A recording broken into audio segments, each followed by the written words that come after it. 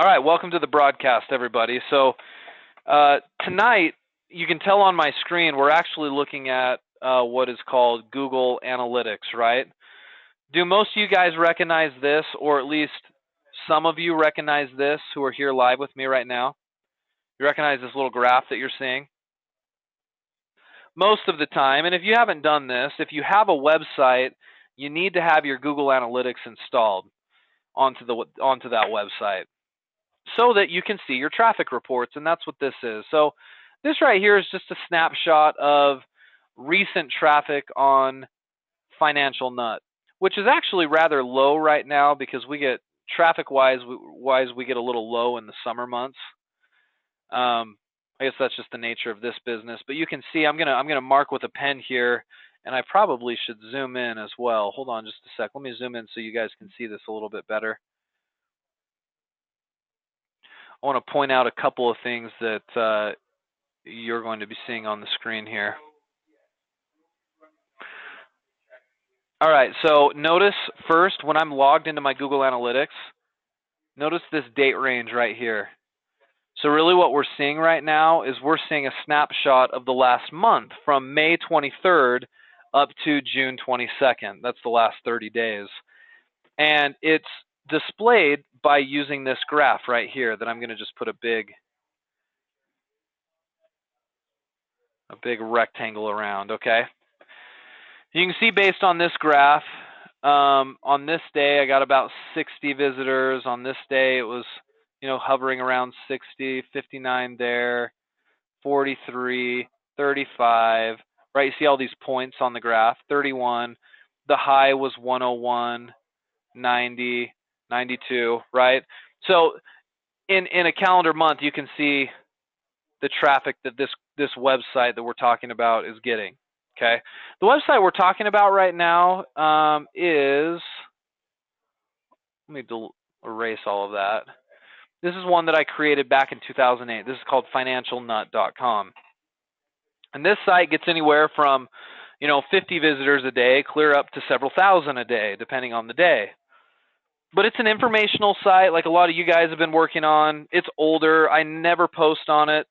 In fact, the last time content was even posted on this site was back in, and you can see the date right here, 2011, October 2011. So you might say, well, Trevor, why don't you post more? Well, I've got other projects that are concerning me, and this site it's a cash cow. It just sits there, and because it gets a lot of traffic, I'm able to generate income off of it just sitting there and not doing anything, which is pretty cool. It's really the definition of automated income off of the site. But I want to share with you something about this. I'm not going to get into too many details of the site itself, although maybe at some point we'll do a training on it. It's a typical WordPress blog, just like a lot of you guys have, an affiliate type website. There is a total of, and let me just show you the archives here, but you're going to see there's a total of about 186 articles on this site. Okay, so this dates all the way back to June of 2008. I did 5 articles that month. Okay, this is small, so I've got to zoom in so you can see this a little bit better. These are the archives of the site. Okay, so notice this number right here, 5 for June of 2008. July of 2008, 17 articles. August, I did 9. Then I did 5 in September, 10 in October, right? So some of you guys might be able to relate to this. I was just writing a little bit, creating content every other day, sometimes every third day, just trying to keep some content going on this thing. Well, as time went on, I started to see a little bump in my traffic, and I started to increase the number of blog posts I did. November, I did 10, December, 12, January, 13, February, 22. March of 2009, 38 blog posts that month, right? So I was on fire creating content for it. And then up into April 2019, 12, and then 1, and then 1, 2, 4, 10, 10, so on and so forth. Up until October 2011, which I stopped writing because it was monetized well enough that I was quite happy just to let it sit and generate income. I could continue to grow this if I created content on a regular basis, but I don't. Like I said, I've got other projects that I'm more concerned about. But the point I wanted to make is just this. This website has 186 blog posts. Okay? Keep that in mind. 186 pieces of content that have been created. All right? With that in mind, keep that number in your mind, 186. I want to take you back over to the analytics. Now, I'm going to change the date range. I want you guys to see the total amount of traffic this site has gotten. So I'm going to change the date range here. I'm going to change it from May of 2008 to June 22nd of 2016, and I'm going to show you the total traffic this site has gotten over the years.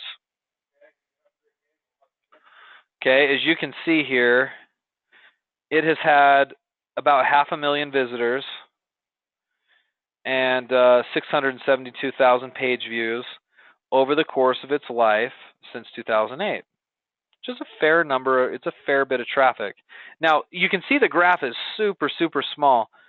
2009 right there, 2010, you can barely see the data. You can see some huge spikes in the numbers. Let me actually change this for you guys so you can see the data a bit better. And let's change it using this right here.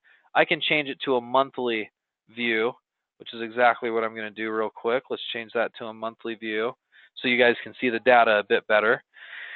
And you can see kind of how the graph ebbs and flows here.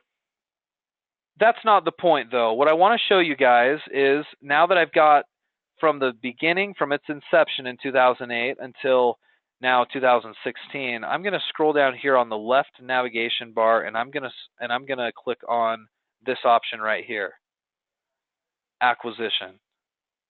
Okay, guys, what acquisition is, that is how you're acquiring your visitors. So for the 500,000 sessions or visitors that I've had, where did they all come from, right? And that's what Google Analytics does for us. It tells us where the traffic comes from. So I'm going to look in acquisition. I'm going to go to all traffic, and I'm going to go to channels first. Channels is going to show me specifically where I guess my traffic is coming from. And you're going to notice here under organic search, there's a pretty good number. There's a not set amount right there. I'm not too concerned about that right now. I actually want to take you guys up here and go to source real quick. You can filter this information. And you'll notice here that it actually shows me where all of my traffic is coming from using source. Isn't this interesting? You can see the top 10 places that send me traffic. Google is number 1. Check out the number there in Google. Almost half of my traffic came from Google over the last 8 years. Yahoo is number 2, 13% of my traffic. Then Bing, 11%. Direct stands for people just typing my address directly in and going there. And then a different domain at Google, and then other websites as we go down. Okay? This shows us specifically where our traffic is coming from, which I think is interesting.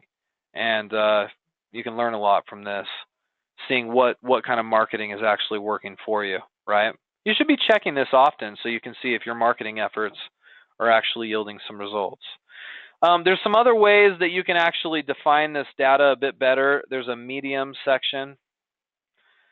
Medium is what I want to explain to you guys tonight. So again, just so you guys are clear, we go acquisition, we go channels, and then we go medium. And you're going to see these 4 mediums, okay?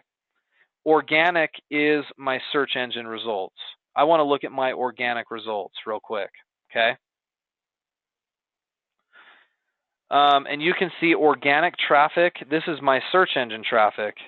What does organic mean, guys? We've talked about this a little bit. What does organic traffic mean? It's search engine traffic, yes, but is it paid or free traffic? Am I paying for organic traffic or not? No, it's free, right? It's growing organically, so to speak. So I'm not paying for this traffic. This is all free. 400,000 visits from this free traffic. Okay. here's one point I want to make real quick as we're looking at all these numbers on this blog.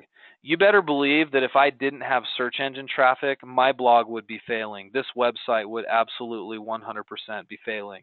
And that was the first point I want you guys to see from this. Of all the visitors I had, and if we go back a couple of steps to what we were looking at before, let's go back one more step.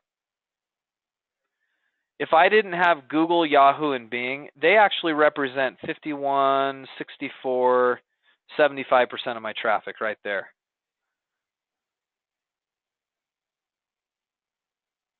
Three out of every four people comes to my site via one of those search engines.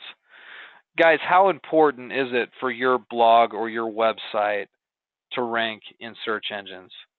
I mean, it is absolutely critical. All of my websites over the years have really kind of lived and died off of this information right here. Am I actually ranking in the search engines? If I'm not, I'm struggling. And I know some of you guys can vouch for that. Some of you who have struggled to get some traffic, you're not doing well organically for free in the search engines. We've got to make some changes. Now, where my traffic is coming from might surprise you in these search engines. Let me show you guys something real quick, and then I'll drive this point home. I think it might be under referrals. Let me just check real quick, though. No, not referrals. Let me go back to channels.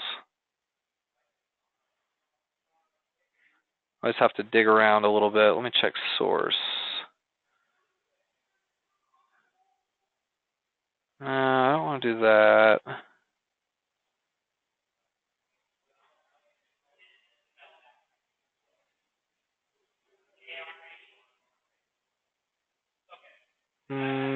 Give me a sec to find what I want. Okay.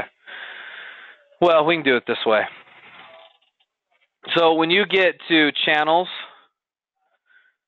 like we're talking about before, just go to source or medium. Or I'm sorry, yeah, source or medium works fine. So source or medium, and then I want to look at each one of these in a bit more detail. So if I type in, or if I click on Google Organic, that's going to show me just my Google results. Okay, and then I can look into this data in a little bit more detail. I can also look at my Yahoo results, my Bing results, etc. Let me see if I can find where I can look at my keywords, because that's what I want to show you guys. Let me see if I can find where that is.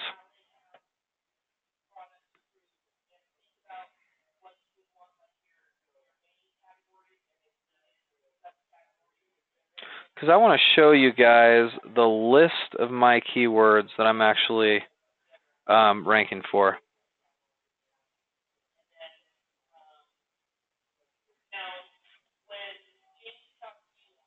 I just got to find it. There it is. Okay, so here's where you'll go. If you want to look at your keywords that you've been ranking for, you're going to go to acquisition, all traffic, source medium, and then you're going to filter by keyword up here, okay? Right up here where my mouse is. Let me circle this so that it's clear. Acquisition, source medium, and then we want keyword, okay?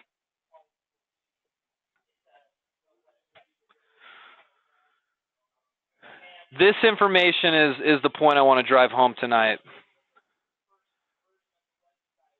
I want you to notice with me this number right here. And let me circle it so you guys can see it. This is small, but I want you to notice it.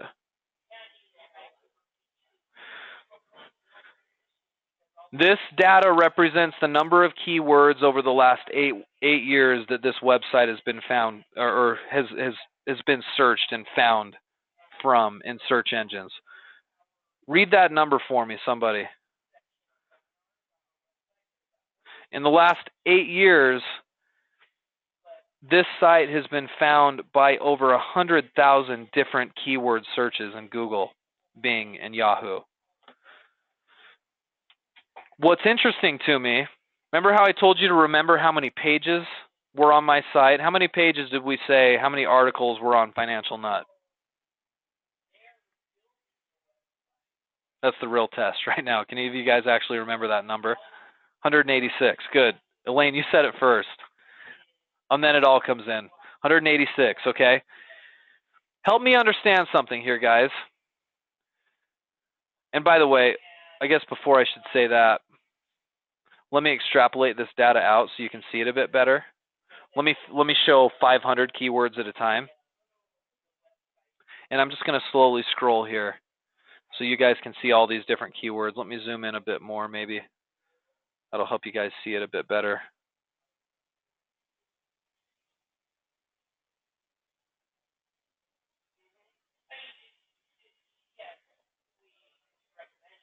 All right, there we go. That's better.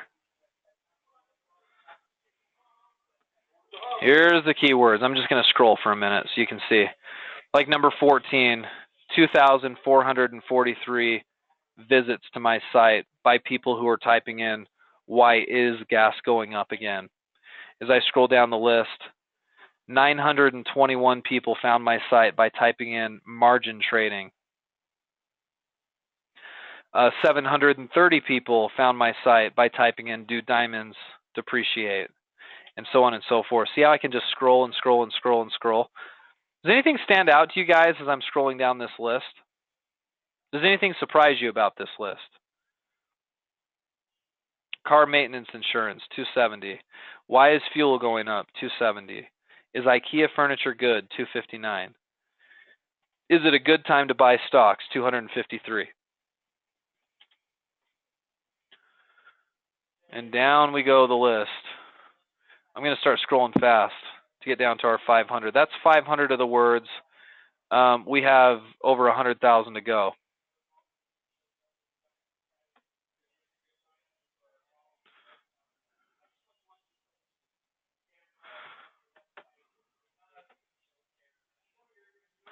I'll tell you what surprises me. Well, and it doesn't surprise me anymore, but if there's 186 pages on my site, how in the world did I get over 100,000 different keywords that people are finding me for? I only have 186 pages.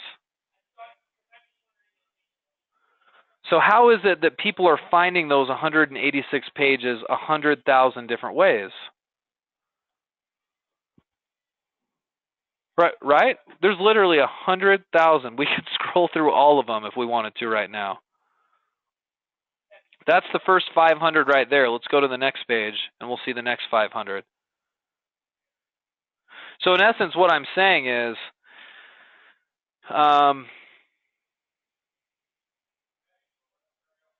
look at this one right here. Somebody in Google over the last 8 years, not necessarily Google, it could be Google, Yahoo, or Bing.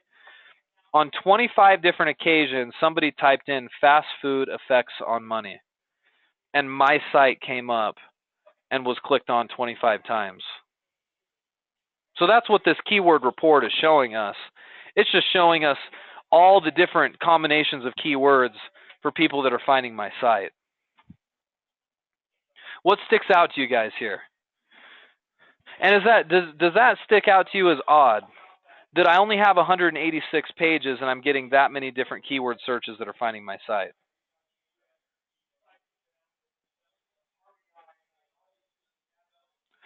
Well, my article content is to answer your question, Bill. I mean, I have 186 articles. Here's what I'll compare it to, and we've done this comparison before, right? For those of you guys who have ever gone fishing, here's me fishing right here, and I'm holding one fishing pole, right? I know you guys love my art.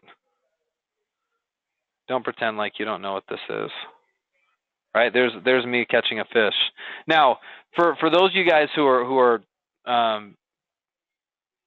fish, do you find there's usually a law on how many fishing poles you can have in a boat at one time per person that's in the boat? There usually is, isn't there?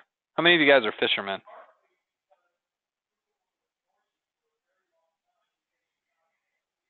In most places in America, if I have a boat, could I go out there with like 10 fishing poles?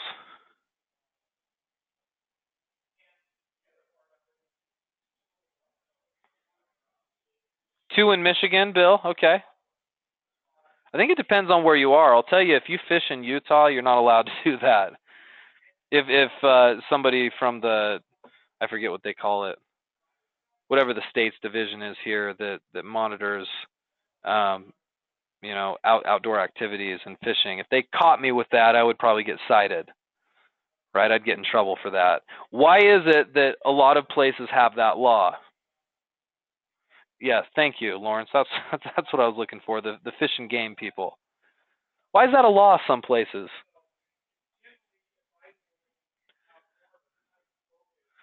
Well, because they don't want you to have an unfair advantage, right? Don't you have an unfair advantage if you have 10 lines in the water? You're going to be catching more fish. Isn't that generally the idea, right? If me and my friend here have not just one, but we've got several lines hanging off the boat, right? And I've got here's my friend here with a pole. We've got all these lines. We're probably catching a lot of fish. Okay, that's essentially what's happening here with my website, right? If I have 186 pages, it's like I have 186 lines or fishing poles hanging out the side of my boat, because each page of my site essentially is a fishing pole that's capable of catching fish. Catherine, you brought up an interesting question, and we've made this point before when we talk about doing search engine optimization. Let's say one of these pages right here, I've written a blog post. We'll pretend like this is one of my pages. We've talked about when you're doing SEO, you usually have one target phrase per page, right? Usually, isn't that right? We say one target phrase, and don't try to optimize for more than that because it's too hard. So maybe my target phrase was, I'll put this in quotes. Well, let's pull one off of my list here. How about this one right here? Why gas price go up? Okay, I know that doesn't make a lot of sense, but 26 people have found me over the years. Why gas price go up? So that's going to be my target phrase. Why gas price go up? Sorry, I'm drawing with a mouse here, guys. I'm not too displeased with that. That's better than my normal writing with a mouse. So essentially that represents, this one page is represented by, we'll say, I'm going to put it in red so you see the connection. This right here, and using that keyword phrase, we'll say is represented by this pole and this fishing line. Well, what you'll learn, guys, and why these numbers don't make sense, if I'm only targeting one phrase per page, in theory, if I only have 186 pages, I should only have 186 different keywords that are helping me get ranked, but that's not the way it works. You guys are going to learn more about something called the long tail keyword phrase. And it's the happy coincidence, the benefit of doing good SEO and good content. Essentially what happens is my hook is this right here. That's my hook on my fishing line, and that's what's going to hopefully catch my fish. But what happens is if my content is written well enough, it's not just one hook. This turns out to be multiple hooks. Catherine, you read my mind. You read a mind for what my analogy was going to be. It's not just one hook that you're creating per piece of content.